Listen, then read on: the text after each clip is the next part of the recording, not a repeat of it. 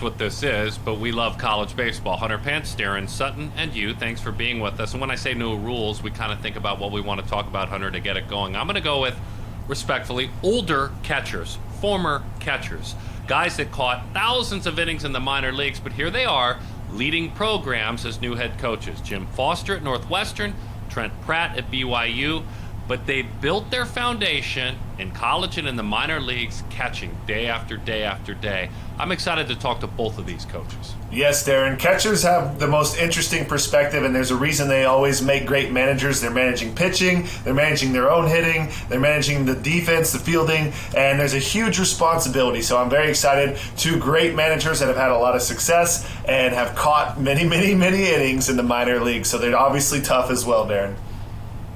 Yeah, a bunch of turnarounds for Foster. He did it at West Point the last time, took them to the postseason every year. He wants to do it at Northwestern.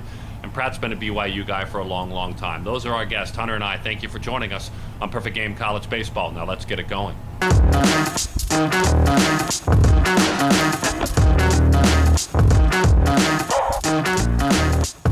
Excited to have this conversation with a man who has taken over at Northwestern, and certainly a wonderful opportunity for a friend of the show. I mean, we had him on when he was leading at Army, and he had done so many great things at West Point, 4 conference titles there, and the trips to the NCAA tournament that accompanied them. And Jim now leading the charge at Northwestern. Jim, thanks for being with Hunter and I on our unique show. We really appreciate your time.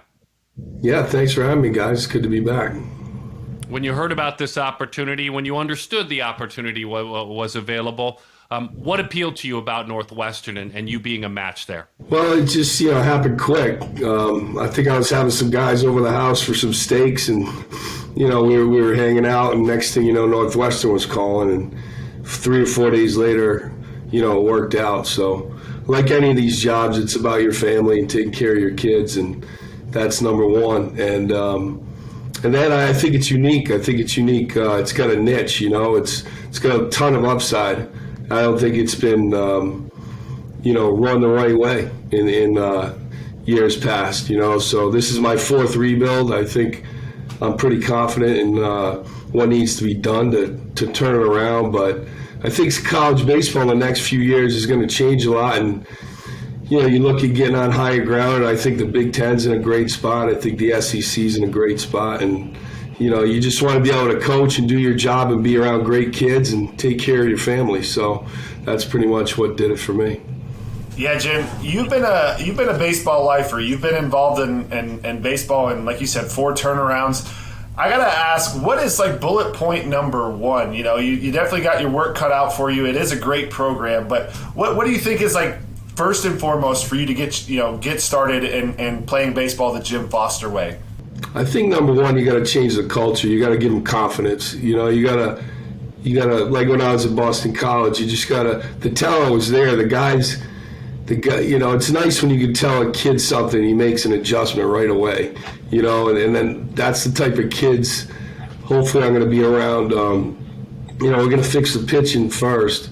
Way too many walks and freebies, and you just teach them. You make them understand how good they are and that they can do it. You don't tell them what they can't do. You make them earn it, and you make it a competitive atmosphere. But at the end of the day, when you walk on the field, you got to have confidence and you got to believe. And I think that's the first thing we'll do is just let them know, hey, you're not that far away. You can, if you do these things the right way and you start playing the game the right way and play together, anything can happen. And then the recruiting will start kicking in, the next few years, and hopefully it'll get better and better, and we'll build it up like at Army and BC and a few other stops. Absolutely, Jim. I can attest. I really would accredit the mental part, confidence, which is you have to actually work on it. It doesn't just come naturally to that many players. You had the lowest ERA with Army West Point. You had the most potent offense, the most runs scored. Can you talk a little bit about, obviously culture and mindset is one thing. Can you talk a little bit about your philosophy with how you do improve hitting and create the most potent offense and pitching as well? Well, I was lucky to get a good pitching coach, Matt Kinney. So I switched over and did the hitting because I've been a pitching catching guy my whole career. And I think we had a really good senior catcher named Cam Ceruto who did a great job with the pitchers. And, we had some guys that, they come out of the woods at Army. Not all of them playing summer ball and working on a changeup or a cutter or something. They're in the woods training, a lot of them. So you got to get them functional. You got to get their hips loosened up and get their shoulders where they should be. And, you really have to take your time getting them in shape. So the first 6 or 8 weeks are done doing that. And I think we did a good job in the fall putting in, a lot of our stuff, base running and bunting. We like to put a lot of pressure on the other team. So we had some great leaders like Kevin DeBrule and Ross Friedrich and Cam I mentioned, but the guys just did a great job, in the fall. And I think once the season came around, we were a closer away from having a really good start the first 4 weeks. Vanderbilt, TCU, Ohio State, Pittsburgh, they were all competitive games. And, like I said, we lost some leads late, and that's the best thing about Army's guys. They never quit. They always keep going, and they just hung in there. And once conference started, and we had a big win against Elon on a Sunday. We had a walk-off, and, we scored late and then got 3 outs and got out of there. And we just got rolling after that. And the guys swung the bats very well once we got back up north. And in the regionals, we faced some really good pitching. Southern Miss had some great pitching. And, then we had a barn burner against Kennesaw State. So they battled. That's the big thing offensively. They're when you put in a 2-strike approach, they really buy into it, and they'll battle you at the plate, and the mentality piece is there, and that's a big part of it.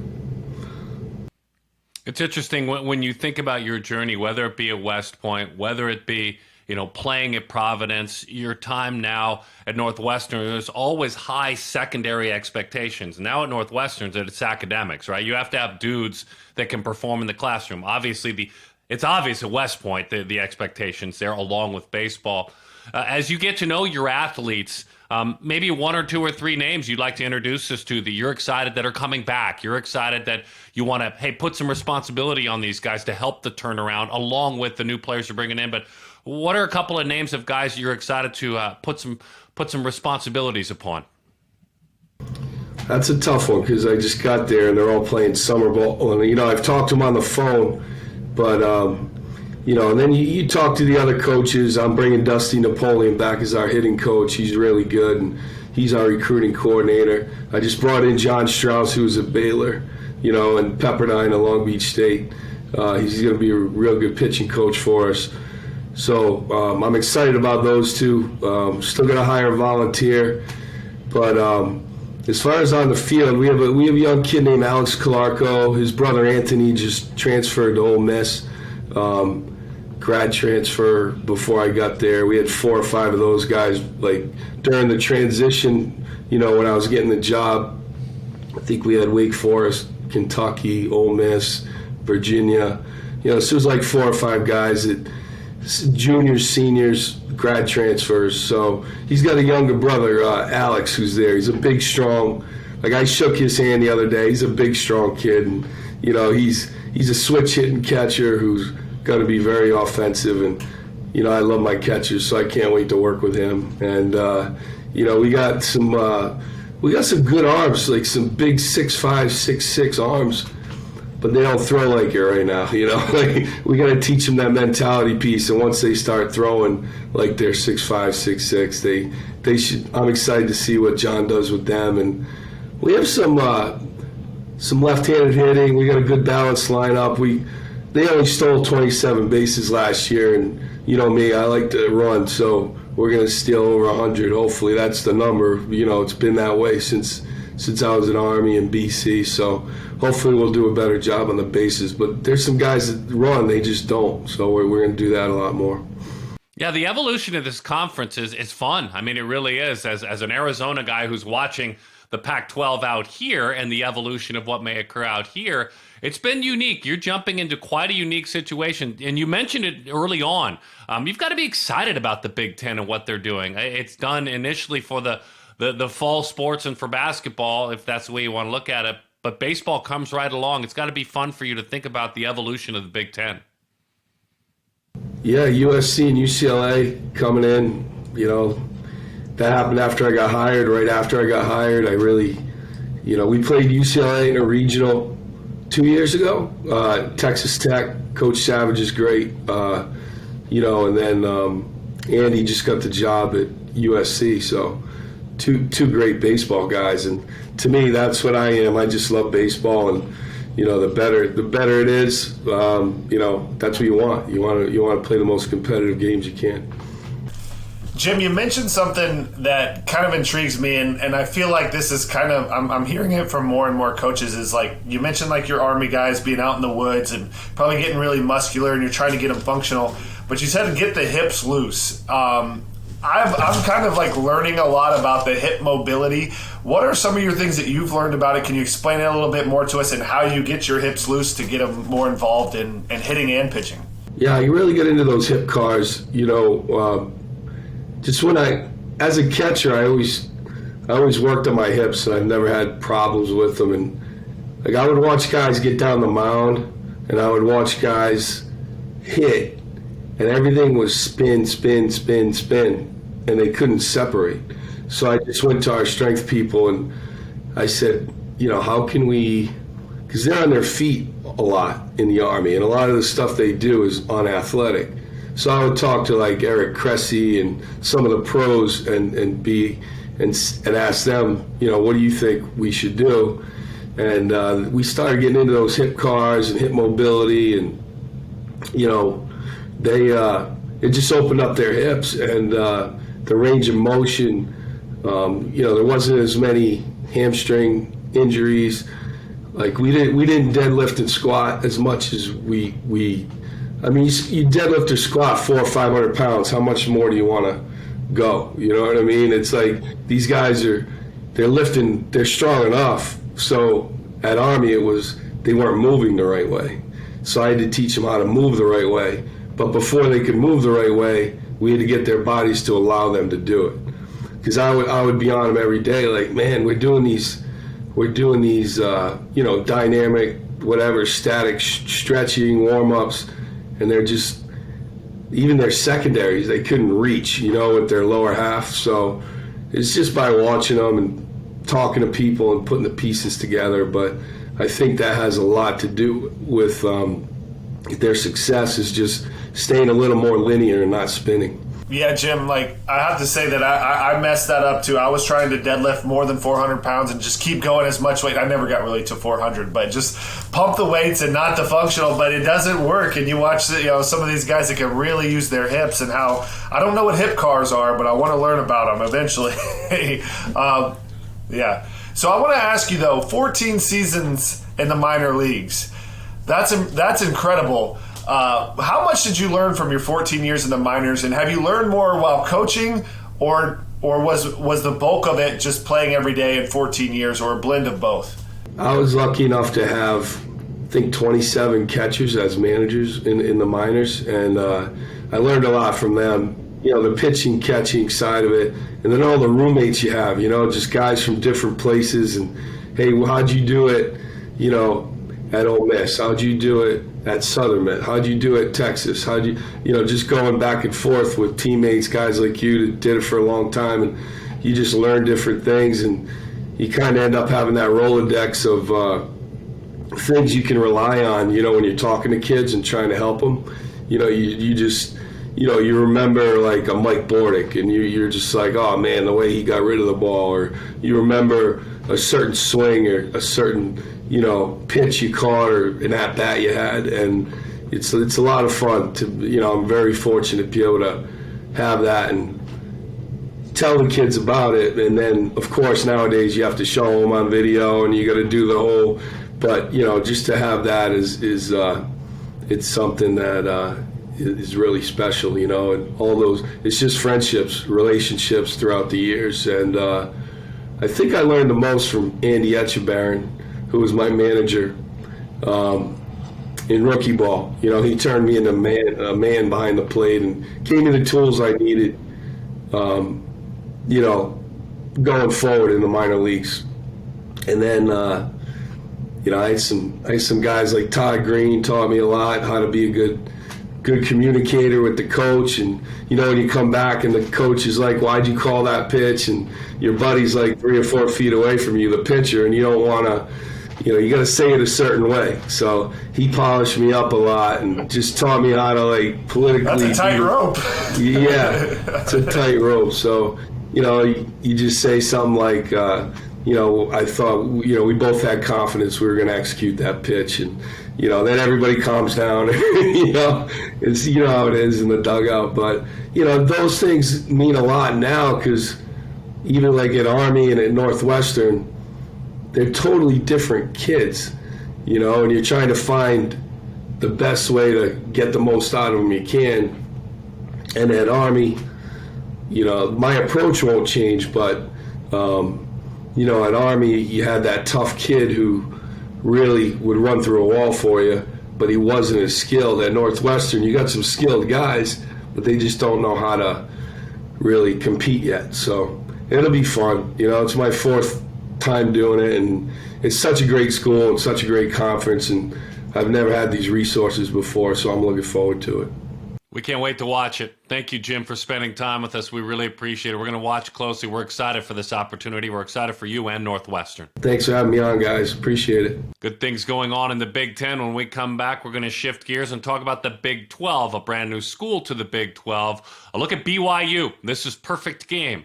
College baseball and Perfect Game TV.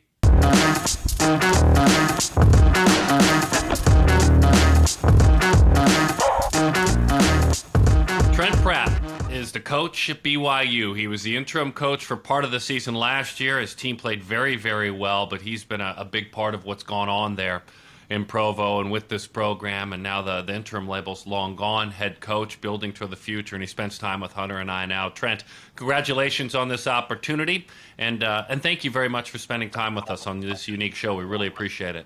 Oh, thanks for having me. I appreciate you guys having me on. What is BYU baseball? I've called many of your games from afar on television, but from your perspective of someone who has invested time in this program, what are some of the things that BYU baseball stands for in your mind? My man, it stands for, we want our guys to be accountable. We're going to hold our guys accountable, and we want them to do the right thing. BYU is a special place as far as being run by the Church of Jesus Christ of Latter-day Saints. We have an honor code, and it's different, but it's unique. But we feel like we're better because of that. We don't feel like that's a hindrance to us. We feel like we're better because we come here, and kids that come here, they know what's expected. They know what it's about. We don't try to hide from it. We are who we are, and that's who we expect them to be like. We expect our guys to have charity, which is like selfless. We want guys to give to each other, to serve one another as a team, and serve our community, and do a good job of just being good role models for kids, and and represent our school very well. And we expect kids to be tough. We want to go out. We want to play hard. We want to control what we control, and go about our business the best we can. But at the same time, hey, we can be great guys off the field, but when we step between the lines, we can get nasty. We want to be nice guys, but once we play, we want to be tough. We don't want people to like us. That's fine. But at the end of the game, we'll shake their hand and hopefully came out on the right end. But we're going to play the game hard, and we're going to play it the right way. And we expect our guys to act with honor. We expect them to do what's right. The school here, and that's what it's about. And those are values that we're going to talk a lot about with our team this year are those 4 values. And that's what we expect, not out of our team, we expect that out of our coaches as well. We all signed up to be here. We know what BYU is about, and that's how we're going to live our lives, and that's how we're going to play the game. Wow, Trent, so much was said right there. You hit on many beautiful things, and what an amazing culture and place to grow up and learn the game of baseball. I'm very aligned with all that. Nice guy off the field, just you have to get nasty on the field. Totally respect and understand that, because you can't. I had that problem myself. I'm such a nice-hearted person. Sometimes I had to almost create the alter ego to get out there and get after it. So love that. I want to ask you though. You took over halfway-ish through the season last year, and it was someone you were really close with. What was bullet point number 1 for you as you became the interim head coach and obviously now head coach? What was there anything in particular, or was it just let's keep going on this same trajectory? I think the one point pull for me when that happened was just to know that, tell the players, I'm here for you guys. I think being an assistant, that was kind of my thing. Like, I'm here for you. Like, I'm going to be in the cages with you. I'm going to grind out with you. I'm here all the time. Because it was hard for us, but I remember it was hard for our players too, kind of what went through. So to kind of step back and realize, okay, this isn't about me. My job right now is to be here for our players and just keep this train moving and keep them upbeat and let them know that, hey, we're going to go win some games. We're going to play hard, but also let them know that, hey, we're on your side and we're here to go to battle with you. Yeah, that's amazing, amazing stuff. And men, did they ever pick up? And you have like a really, when I was looking through it, an extraordinarily young core that did really well. A lot of sophomore pitchers that were, your ace, Jack Sterner, who ate up 73 innings, Ryan Brady coming back, and also Cooper McKinnon out of the bullpen. What to you is like most important this offseason to kind of build upon, which obviously it's young and a huge core? What is most important to develop this time of offseason to get into next year? I think we lost 4 arms of the draft. So we lost McKeon, we lost Ryan Brady, we lost Cy Nielsen, we lost Nate Dowley. Oh, my bad. You lost them. Okay. No, yeah, they were sophomores, but they were COVID sophomores. Okay. And they were a big part of us to know that, hey, it goes for the next guy up. We like the guys we have that maybe didn't have as big a role last year, that, man, we expect them to have a big role this year. We have a good group coming in that we really like. And I think that's the biggest thing. I think offensively, we got to do a little better job is like being more consistent. We got to put the ball in play a little bit better. We do a better job in, just doing those things that win games, like getting a guy to third and then getting him in. Just those little things, and I think, man, I like where we're at. I love the guys we have returning and the new guys we have coming in, and I think it has the making to be a really good club this year.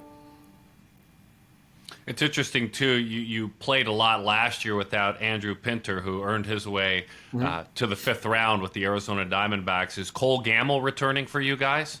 Yeah, Cole Gamble is back. The only position, we lost Mitch McIntyre to graduation, and we lost Andrew Pintar.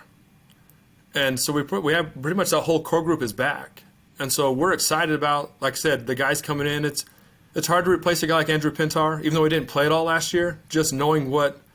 Obviously, he plays like in, 12 or 13 games. He gets taken in the 5th round. That kind of tells you what type of player, man, he can be or what he could be.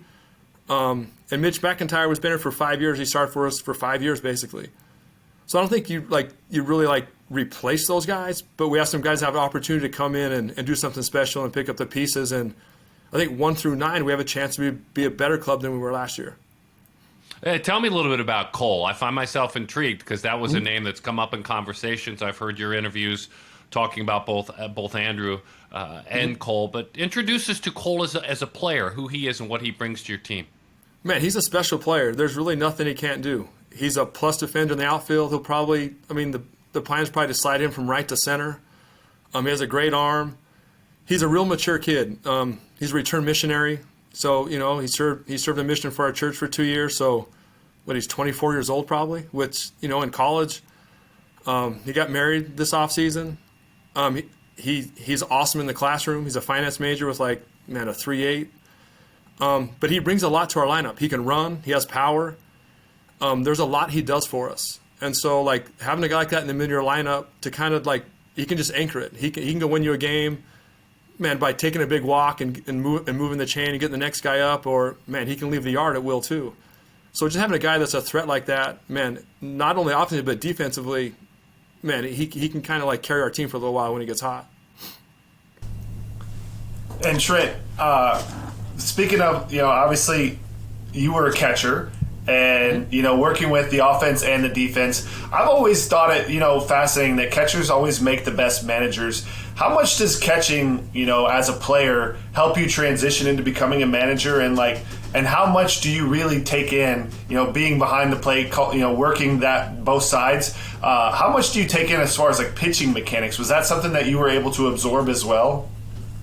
Yeah, a little bit. I was lucky enough to, when I was in A-ball, Rich Doobie was my pitching coach. And Rich Doobie had been the pitching coach with the Phillies for a long time, then moved with the Tigers. So I was lucky enough to be able to sit in bullpens with him, and man, I was a guy that could really play defense, but I couldn't hit. They kept trying to give me chances, and I could catch and throw and flip down a good finger every once in a while. But offensively, man, I struggled. I always knew I wanted to go into coaching. Just I love the game and I love college. I wanted to coach in college. And so kind of picking his brain, like just little things. I'm obviously not as good as the pitching coaches, but if there's something big or just maybe just the momentum of the game, how to get a guy back on track, whether we need to speed it up a little bit, whether we need to call timeout and walk out and do that slow walk, and really take my time where I need to bust out there and get on him a little bit and then bust back. So as a manager, I think that's one thing that maybe I feel like I have a good feel of is just how the tempo of the game should go. If we're rolling, hey, get him the ball and let's get back on the mound, let's get the ball to home plate as quick as we can. Or if we feel like the momentum's going the other way, hey, maybe we need to take our time, walk on the mound, call a timeout, do something just to kind of get those guys under control a little bit. That's beautiful, Trent, and I don't think people realize that as much, how much a catcher plays a bigger role. I think they're the quarterback of the game, and so it's interesting to hear that perspective that, you were taking that on as a player, and what does this pitcher need? Does he need to work quick? Does he need to move on? And having that flow is the same as managing both sides. So really beautiful to hear as a baseball fan myself, that kind of connection. And then, Trent, I got to ask you, you got 6 kids at home, and then you go and you have, I'm not sure how many exactly are on a college baseball staff, but I'm going to guess between 30 and 40 you go. So you're leading people. You've been managing as a catcher, as a player. You're managing at home. Talk a little bit about how much you've learned from having 6 kids at home and then coming and coaching at BYU. I think the biggest under is you don't do it by yourself. That's the biggest thing. That's probably the biggest lesson I learned. You don't do any of this by yourself. And luckily, I have an amazing wife. I have twin daughters that are 17. They can run the house. They don't need me and my wife at home. My kids probably like it better when we're gone, and they're in charge anyways. So I learned that you need help. I've learned that as a head coach, hey, it's not just me. I mean, you give your assistants responsibilities and let them do their thing. I'm not a guy that's going to sit on top and micromanage people. Coach Little was great to me. He turned me loose. Hey, Trent, you got the hitters and the catchers, go. And I never felt like there was some look on my shoulder wondering if I was doing things right.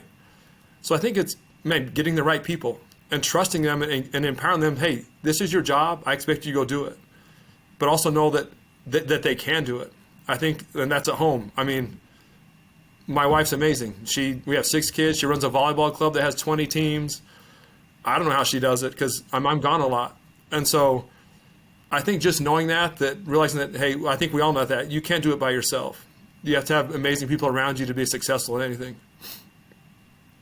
Insightful stuff, Trent. We really appreciate it. Tell us a little bit about the Big 12 and the transition, from the WCC to the Big 12 and the positives for your program.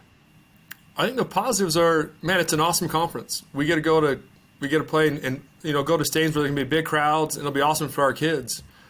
We played Oklahoma State last year. They're big and strong. They're physical. And we usually have some big, strong kids. We have some mature kids. But we need to get a little bit better.